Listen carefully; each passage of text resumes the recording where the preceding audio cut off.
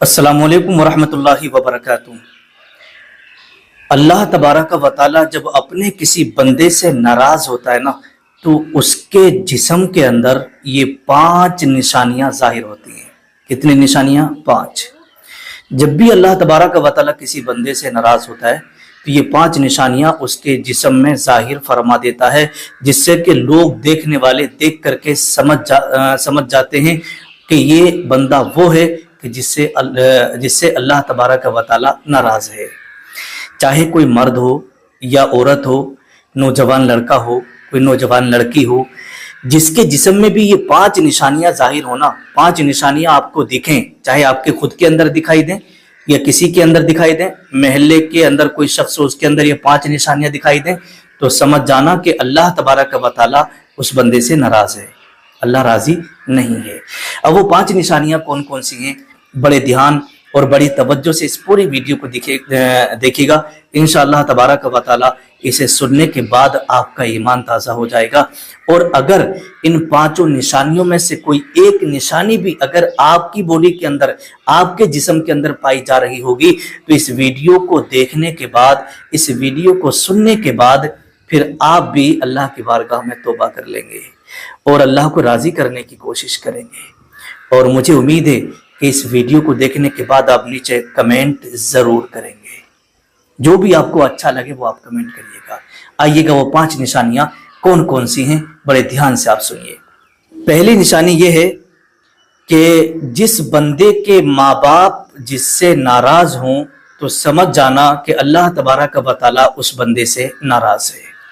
آپ اپنے محلے کے اندر، اپنے گاؤں کے اندر، اپنی بستی کے اندر دیکھ لیجیے گا کہ کس کے ماں باپ کس اپنی اولاد سے ناراض ہیں، کیونکہ آج کل کی اولاد بھی آپ جانتے ہیں کہ ماں باپ کو اپنے ساتھ رکھنے کے لیے گوارا نہیں کرتی، ماں باپ کو ستا رہی ہے، ماں باپ کو گالیاں بکتے ہیں، ماں باپ کو ستاتے ہیں، اوڑھنے پہننے کے لیے کپڑا وغیرہ نہیں دیتے ہیں، ان کی عزت نہیں کرتے، ان کا وقار، ان کی عظمت کو انہوں نے پامال کر دیا۔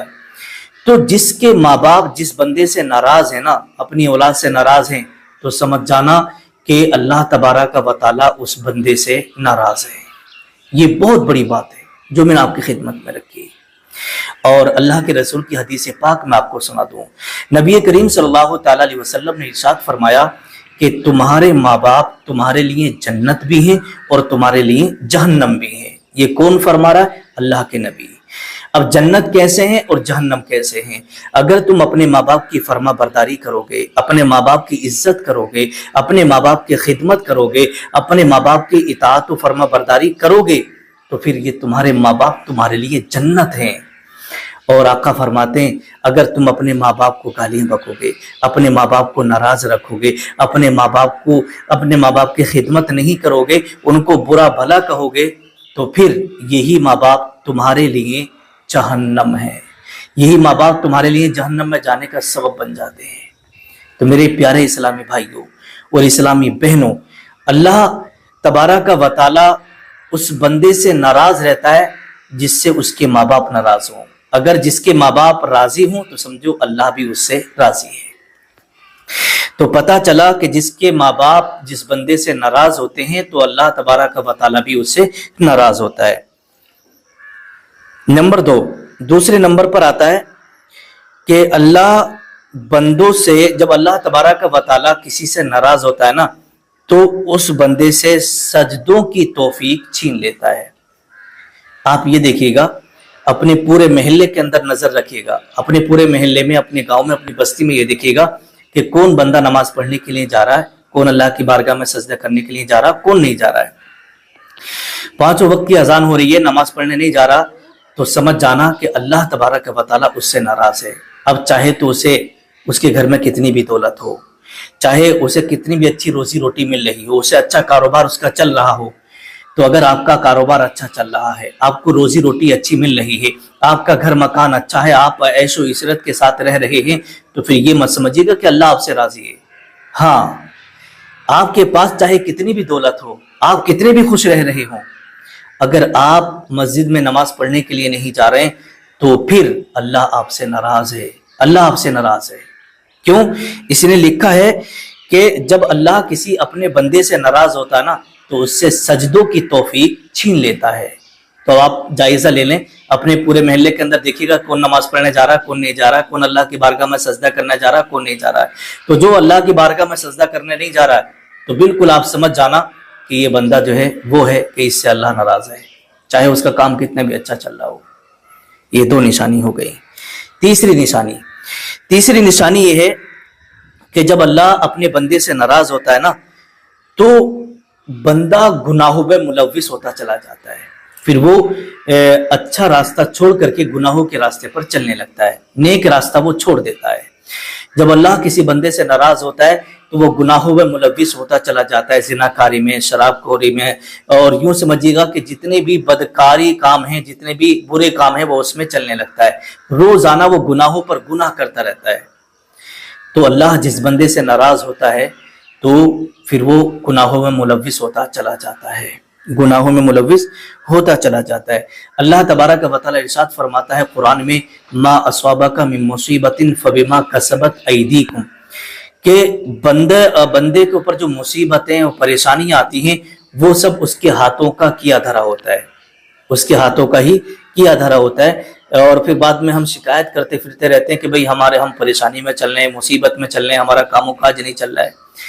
تو اگر آپ گناہوں کے راستے پر چل رہے ہیں تو ان گناہوں کے راستے کو آپ چھوڑ دیں اور اللہ کی بارگاہ میں نکلیں، اللہ سے توبہ کریں، مولا مجھ سے غلطی ہو گئی، اے اللہ پاک مجھے معاف فرما دے، میں آج کے بعد میں گناہ نہیں کروں گا، آج کے بعد میں اس راستے پر نہیں چلوں گا، مولا 5 وقت کی نماز پڑھنے جانے لگے، رو رو کے اللہ کی بارگاہ میں دعا کرے۔ اللہ کے رسول فرماتے ہیں التائب من الذنب کمن لا ذنب لہ، کہ جب بندہ اللہ کی بارگاہ میں توبہ کرتا ہے نا تو اللہ پاک اس کے گناہوں کو معاف فرما دیتا ہے، اور وہ ایسا گناہوں سے پاک ہو جاتا ہے جیسے وہ ابھی ماں کے پیٹ سے پیدا ہوا ہے۔